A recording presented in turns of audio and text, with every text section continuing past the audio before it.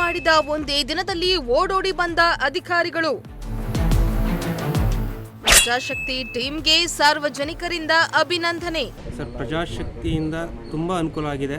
ನೀವು ಮಾಡಿರೋ ಒಂದು ಅಭಿಯಾನದಿಂದ ನಮಗಂತೂ ತುಂಬಾ ಅನುಕೂಲ ಆಯಿತು. ಬೆಂಗಳೂರು ಗ್ರಾಮಾಂತರ ತಾಲೂಕಿನ ದೊಡ್ಡಬಳ್ಳಾಪುರದ ವಿಶ್ವನಾಥಪುರದ ಸರ್ಕಾರಿ ಶಾಲೆ ಪಾಳು ಬಿದ್ದ ಸ್ಥಿತಿಯಲ್ಲಿದ್ದು ಅಧಿಕಾರಿಗಳು ಕಣ್ಮುಚ್ಚಿ ಕುಳಿತಿದ್ರು.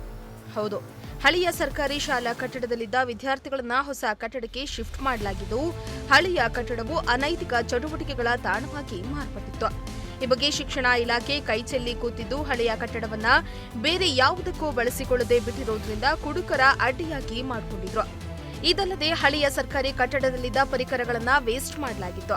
ಈ ಬಗ್ಗೆ ನಿಮ್ಮ ಪ್ರಜಾಶಕ್ತಿ ಬೆಳಕು ಚೆಲ್ಲಿದ್ದು ಸುವಿಸ್ತರವಾದ ವರದಿಯನ್ನ ಬಿತ್ತರ ಮಾಡಿತ್ತು. ವರದಿ ಮಾಡಿದ ಒಂದೇ ದಿನದಲ್ಲಿ ಶಿಕ್ಷಣ ಇಲಾಖೆ ಅಧಿಕಾರಿಗಳು ಓಡೋಡಿ ಬಂದು ಕ್ರಮ ಕೈಗೊಳ್ಳುವುದಾಗಿ ತಿಳಿಸಿದ್ರು. ನಮಸ್ಕಾರ.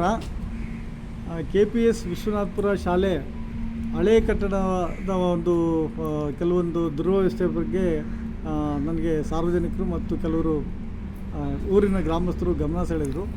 ಪ್ರಜಾಶಕ್ತಿ ಟಿವಿನೂ ಅದ್ರ ಬಗ್ಗೆ ಇಂಪ್ಯಾಕ್ಟ್ ಮಾಡಿದೆ. ಹೌದು, ಇವತ್ತಿನ ಬೆಳಗ್ಗೆ ನಮ್ಮ ಟಿವಿ ಮಾಧ್ಯಮದವರು ಕೂಡ ಗಮನ ಸೆಳೆದರು. ಆ ಒಂದು ಇದಾಗಿ ನಾವು ಮತ್ತು ನಮ್ಮ BO ರವರು ಇವತ್ತು ಪಾರ್ಟ್ ವೆರಿಫಿಕೇಷನ್ಗೆ ನೋಡೋಣ ಅಂತ ಇಲ್ಲಿ ಬಂದ್ವಿ. ಖಂಡಿತ ಅದು ಗಮನ ಸೆಳೆದಂತೆ ಇಲ್ಲಿ ಇದೆ.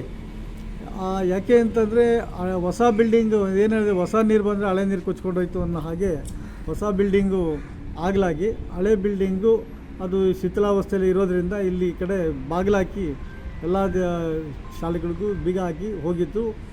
ಅಂಗನವಾಡಿಗೆ 2 ಕೊಠಡಿಗಳಿಂದ ಬಿಡುಗಡೆ ಕೊಟ್ಟಿದೆ, ಕೂಸಿನ ಮನೆ ಮತ್ತು ಇನ್ನೊಂದು ಅಂಗನವಾಡಿಗೆ.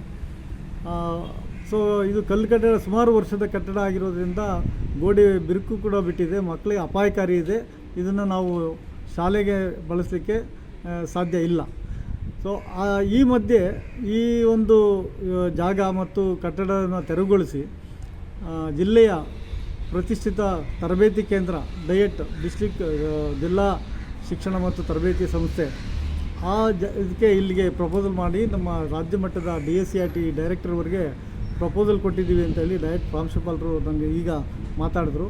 ಆ ಒಂದು ಕಾಪಿನ ನಾನು ತರಿಸ್ಕೊಂಡು ಮಾನ್ಯ ಜಿಲ್ಲಾಧಿಕಾರಿಗಳು ಮತ್ತು CO ಜೊತೆಯಲ್ಲಿ ಮಾತಾಡಿ ಇದಕ್ಕೆ ಏನು ಶಿಫಾರಸು ಬೇಕೋ ಅದನ್ನು ಮಾಡಿಸಿ ಬೇಗ ಸ್ಯಾಂಕ್ಷನ್ ಆಗೋಂಗೆ ಮಾಡಿಸಿ ಇಷ್ಟು ಕಟ್ಟಡಗಳನ್ನೆಲ್ಲ ತೆರವುಗೊಳಿಸಿ ಇಲ್ಲಿ ಸುಸಜ್ಜಿತವಾದಂಥ ಕಟ್ಟಡ ಕಟ್ಟಲಿಕ್ಕೆ ನಾವು ಖಂಡಿತ ಕ್ರಮ ತೆಗೆದುಕೊಳ್ತೀವಿ. ಮತ್ತು ಅದೇ ರೀತಿ ನಮ್ಮ ಊರಿನ ಶಿಕ್ಷಣಾಸಕ್ತರು KPS ಶಾಲೆಯ ಶಿಕ್ಷಣದ ಬಗ್ಗೆ ಮತ್ತು ಶಿಕ್ಷಕರ ಕೊರತೆ ಬಗ್ಗೆನೂ ಕೂಡ ಗಮನ ಸೆಳೆದರು. ಇದಕ್ಕೆ ಹಿಂದಿ ಮತ್ತು ದೈಹಿಕ ಶಿಕ್ಷಣ ಶಿಕ್ಷಕರು ಕೊರತೆ ಇದೆ. ಅದನ್ನು ಇನ್ನೊಂದು 2 ಶಾಲೆಗಳಿಂದ ನಾವು 3 ದಿನ ಡೆಪ್ಯುಟೇಷನ್ ಮಾಡಿ ಎಕ್ಸಾಮಿನೇಷನ್ನ ದೃಷ್ಟಿಯಿಂದ ಕ್ರಮ ತೆಗೆದುಕೊಳ್ತೇವೆ. ಇನ್ನು ಪ್ರಜಾಶಕ್ತಿ ಟಿವಿಯ ಅಭಿಯಾನಕ್ಕೆ ಸಾರ್ವಜನಿಕರು ಅಭಿನಂದನೆಗಳನ್ನ ಸಲ್ಲಿಸಿದ್ರು. ಇದೇ ರೀತಿಯಾಗಿ ಅಭಿಯಾನ ಮಾಡುತ್ತಾ ಸರ್ಕಾರಿ ಶಾಲೆಯನ್ನ ಉಳಿಸಬೇಕಾಗಿ ಕೋರಿದ್ರು. ನಮ್ಮ ಪ್ರಜಾಶಕ್ತಿ ಟಿವಿ ಒಂದು ಸರ್ಕಾರಿ ಶಾಲೆ ಮತ್ತು ಕಟ್ಟಡನ ಉಳಿಸೋದಕ್ಕೆ ಒಂದು ಅಭಿಯಾನನೇ ಕೈಗೊಂಡಿದ್ದೀವಿ ಸರ್. ಇದ್ರ ಬಗ್ಗೆ ಇದು ಆಗಿ ನೆನ್ನೆನೇ ಆಗಿದ್ದು ಅಭಿಯಾನ. ನಾವು ರಾತ್ರಿ ಎಲ್ಲ ಬಂದು ಸರ್ವೆ ಮಾಡ್ಕೊಂಡು ಹೋದ್ವಿ. ಇದೆಲ್ಲ ಅಭಿಯಾನ ಆಗಿ ಒಂದು ದಿವಸದಲ್ಲಿ ಇಷ್ಟು ಇಂಪ್ಯಾಕ್ಟ್ ಆಗಿದೆ. ಇದ್ರ ಬಗ್ಗೆ ಏನು ಹೇಳ್ತಾ ಇದ್ದೀರಿ ಸರ್? ಸರ್, ಪ್ರಜಾಶಕ್ತಿಯಿಂದ ತುಂಬ ಅನುಕೂಲ ಆಗಿದೆ. ನೀವು ಮಾಡಿರೋ ಒಂದು ಅಭಿಯಾನದಿಂದ ನಮಗಂತೂ ತುಂಬ ಅನುಕೂಲ ಆಯಿತು. ಇದೇ ಥರ ನೀವು ಅಭಿಯಾನನ ನೀವು ಪ್ರತಿ ಸರಿ ಮಾಡ್ತಾ ಇರಬೇಕು. ಪ್ರತಿ ಗ್ರಾಮಗಳಲ್ಲೂ ನೀವು ಮಾಡ್ತಾ ಇರೋದು ತುಂಬ ಚೆನ್ನಾಗಿದೆ. ದಯವಿಟ್ಟು ಮಾಡಿ ಎಲ್ಲ ಗ್ರಾಮಗಳಲ್ಲಿ. ಯಾಕಂದರೆ ಗ್ರಾಮಸ್ಥರು ಅಷ್ಟೊಂದು ಎಚ್ಚೆತ್ಕೊಳ್ಳಲ್ಲ. ಬಿಡು ನನಗೆ ಯಾಕೆ ಅನ್ನೋ ಥರ ಇರ್ತಾರೆ. ನೀವು ಇದನ್ನು ಗ್ರಾಮಸ್ಥರ ಗಮನಕ್ಕೂ ತರ್ತಾ ಇದ್ದೀರಾ, ಸರ್ಕಾರದ ಗಮನಕ್ಕೂ ತರ್ತಾ ಇದ್ದೀರಾ, ಪ್ಲಸ್ ಅಧಿಕಾರಿಗಳ ಗಮನಕ್ಕೂ ತರ್ತಾ ಇದ್ದೀರಾ. ನೋಡಿ, ಎಲ್ಲ ಅಧಿಕಾರಿಗಳು ಬಂದು ನೀವು ಮಾಡಿದ ಕೆಲಸದಿಂದ ಒಂದೇ ದಿನದಲ್ಲಿ ಎಲ್ಲ ಅಧಿಕಾರಿಗಳು ಬಂದರು, ಜಾಗ ನೋಡಿದ್ರು, ಅದಕ್ಕೇನು ಬೇಕೋ ನಮ್ಮ ಎದುರಿಗೆ ಮಾಡಿದ್ದಾರೆ. ಇದು ನೀವು ಇಷ್ಟು ಮಾಡಿಕೊಟ್ಟಿದ್ರೆ ಇನ್ನು ಮುಂದೆ ಮಾಡ್ಕೊಂಡು ಹೋಗೋದು ನಮ್ಮ ಜವಾಬ್ದಾರಿ, ನಾವು ಮಾಡ್ತೀವಿ. ನೀವು ಈ ಥರ ನಮ್ಮನ್ನು ಎಚ್ಚೆತ್ತಿಸ್ತಾ ಇದ್ದರೆ ತುಂಬ ಅನುಕೂಲ ಆಗುತ್ತೆ. ಈ ವೇಳೆ ಮಾತನಾಡಿದ ಗ್ರಾಮದ ಮುಖಂಡರೊಬ್ಬರು ಪ್ರಜಾಶಕ್ತಿ ಮಾಡಿದ ಅಭಿಯಾನಕ್ಕೆ ಧನ್ಯವಾದ. ಹೀಗೆ ಸರ್ಕಾರಿ ಶಾಲೆಗೆ ಮಕ್ಕಳನ್ನ ದಾಖಲು ಮಾಡಲು ಅಭಿಯಾನವನ್ನ ಪ್ರಜಾಶಕ್ತಿ ಮಾಡಲಿ ಎಂದು ಸಲಹೆಯನ್ನ ನೀಡಿದ್ರು. ಪ್ರಜಾಶಕ್ತಿ ಟಿವಿಗೆ ನಾವು ಕೇಳ್ಕೊಳೋದೇನು ಅಂತಂದರೆ, ನೀವು ಸರ್ಕಾರಿ ಶಾಲೆ ಉಳಿಸಿ ಅಂತೇನು ಅಭಿಯಾನ ಮಾಡ್ತಿದ್ದೀರಾ, ನಿಜಕ್ಕೂ ತುಂಬ ಒಂದು ಅತ್ಯುತ್ತಮವಾದ ಕೆಲಸ.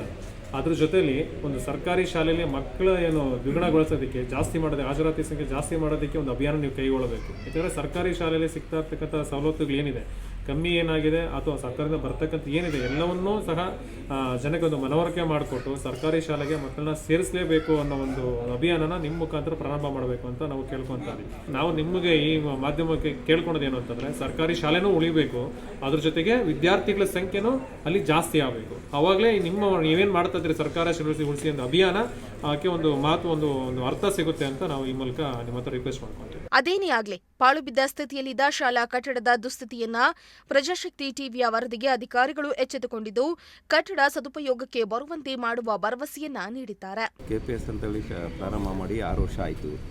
6 ವರ್ಷದಿಂದಲೂ ಈ ಬಿಲ್ಡಿಂಗ್ ಇಲ್ಲಿ ನಡೀತಿದ್ದಂಥ ಶಾಲೆ ಮುಚ್ಚಿ ಅಲ್ಲಿ ಮಕ್ಕಳನ್ನ ಮತ್ತು ಶಿಕ್ಷಕರು ಅಲ್ಲಿ ವರ್ಗಾವಣೆ ಆದರು. ವರ್ಗಾವಣೆ ಆದಾಗ್ಲಿಂದಲೂ ಹೇಳ್ತಾ ಇದ್ದೀವಿ, ಯಾವತ್ತಕ್ಕಾದರೂ ಉಪಯೋಗಿಸಿ, ಇಲ್ಲಿ ದುರುಪಯೋಗ ನಡೀತಾ ಇದೆ. ಇದ್ರ ಬಗ್ಗೆ ಸಾಕಷ್ಟು ಬಾರಿ ಮನವಿಗಳು ಕೊಟ್ಟಿದ್ದೀವಿ ಸರ್. ನಾವು ಪೊಲೀಸರಿಗೂ ಕೊಟ್ಟಿದ್ದೀವಿ, ಇವ್ರಿಗೂ ಕೊಟ್ಟಿದ್ದೀವಿ. ನಾವು ಇದ್ರ ಬಗ್ಗೆ ಪೊಲೀಸರಿಗೂ ಮಾಹಿತಿ ಕೊಟ್ಟಿದ್ದೀವಿ. ಪೊಲೀಸರು ಕೆಲವು ಸಂದರ್ಭದಲ್ಲಿ ಬಂದು ಕೆಲವರಿಗೆ ಪನಿಷ್ಮೆಂಟು ಕೊಟ್ಟಿದ್ದಾರೆ, ಆದರೂ ನಡೀತಾ ಇದೆ, ಇನ್ನೂ ನಿಂತಿಲ್ಲ. ಮತ್ತು ಇದ್ರ ಕಟ್ಟಡದ ಬಗ್ಗೆ ನಾವು ಈಗಾಗಲೇ ತುಂಬ ಸಾರಿ ಹೇಳಿದ್ದೀವಿ, ಇಲಾಖೆಯವ್ರಿಗೂ ಹೇಳಿದ್ದೀವಿ. ಇಲಾಖೆಯವ್ರನ್ನ ಇದೇನಾದರೂ ಮಾಡಿ ಒಂದು ಸದುಪಯೋಗ ಮಾಡಿ ಇದನ್ನು ಹಾಳು ಮಾಡಬೇಡಿ ಅಂತೇಳಿ. ಓಕೆ, ಇವತ್ತು ನೇರವಾಗಿ ನಮ್ಮ ಪ್ರಜಾ ಟಿವಿನಲ್ಲಿ ಇಂಪ್ಯಾಕ್ಟ್ ಆದಮೇಲೆ, ಪ್ರಜಾಶಕ್ತಿ ಟಿವಿನಲ್ಲಿ ಇಂಪ್ಯಾಕ್ಟ್ ಆದಮೇಲೆ ನೇರವಾಗಿ DDPA ಮತ್ತು BEO ಅವರೇ ಬಂದಿದ್ರು. ಅವ್ರ ಹತ್ರ ನಿಮ್ಮ ರಿಕ್ವೆಸ್ಟ್ ಏನಾದರೂ ಇಟ್ಟಿದ್ರ ಸರ್? ಅವ್ರಿಗೂ ನಾವು ಹೇಳಿದ್ದೀವಿ ಇದನ್ನು. ಯಾವ್ಯಾವ ವಿಚಾರದ ಬಗ್ಗೆ ಇಟ್ಟಿದ್ರು ಸರ್? ನಾವು ಶಾಲೆ ಟೀಚರ್ಸ್ ಇರಲಿಲ್ಲ, ಮತ್ತು ಇಲ್ಲಿ ಕೆಲವೊಂದು ಇದರಲ್ಲಿ ಬಿಲ್ಡಿಂಗ್ ಒಂದು ಕನ್ಸ್ಟ್ರಕ್ಷನ್ ಹೊಸ ಬಿಲ್ಡಿಂಗ್ ಆಗಿದೆ. ಹೊಸ ಬಿಲ್ಡಿಂಗ್ ಆಗಲೇ ನೀರು ನಿಲ್ತಾ ಇದೆ. ಬಿಲ್ಡಿಂಗ್ ಆಗಿ ಇನ್ನೂ 1 ವರ್ಷ ಆಗಿಲ್ಲ, ಅದು ಕನ್ಸ್ಟ್ರಕ್ಷನ್ನೇ ಸರಿಯಾಗಿ ಮಾಡಿಲ್ಲ. ಅವ್ರು ಆಗಲೇ ಮಾತಾಡೋದು ಇವ್ರಿಗೆ ಚಾರ್ಜ್ ಕೊಟ್ಟು ಹೋಗ್ಬಿಟ್ಟಿದ್ದಾರೆ. ಆ ಬಿಲ್ಡಿಂಗ್ ಅದ್ರ ಬಗ್ಗೆ ನಾವು ಅವ್ರು ಮಾಹಿತಿ ಕೊಟ್ಟಿದ್ದೀವಿ. DDP ಅವರಿಗೆ ನಾವು ಕರೆಸಿ ಮಾಡಿಸ್ಕೊಡ್ತೀವಿ ಅಂತ ಹೇಳಿದ್ದಾರೆ. ಆ್ಯಕ್ಚುಲಿ ನಾವು ಕಟ್ಟಡನ ಉಳಿಸೋದಕ್ಕೋಸ್ಕರ ಅಭಿಯಾನ ಸ್ಟಾರ್ಟ್ ಮಾಡಿದ್ವಿ.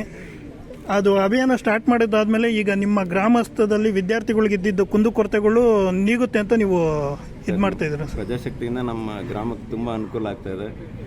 ಗ್ರಾಮಸ್ಥರ ಪರವಾಗಿ ನನ್ನ ಸರಿ ಪ್ರಕಾಶ್ ಅಂತ ಗ್ರಾಮಸ್ಥರ ಪರವಾಗಿ ಮತ್ತು ನನ್ನ ಪರವಾಗಿ ಪ್ರಜಾಶಕ್ತಿಗೆ ನಾನು ಧನ್ಯವಾದ. ಜೊತೆಗೆ ಪ್ರಜಾಶಕ್ತಿ ವರದಿಗೆ ಸಾರ್ವಜನಿಕರು ಅಭಿನಂದಿಸಿದ್ದು ಹೆಮ್ಮೆಯ ಸಂಗತಿಯಾಗಿದೆ. ಸಿದ್ದಲಿಂಗಸ್ವಾಮಿ, ಪ್ರಜಾಶಕ್ತಿ ಟಿವಿ, ದೊಡ್ಡಬಳ್ಳಾಪುರ.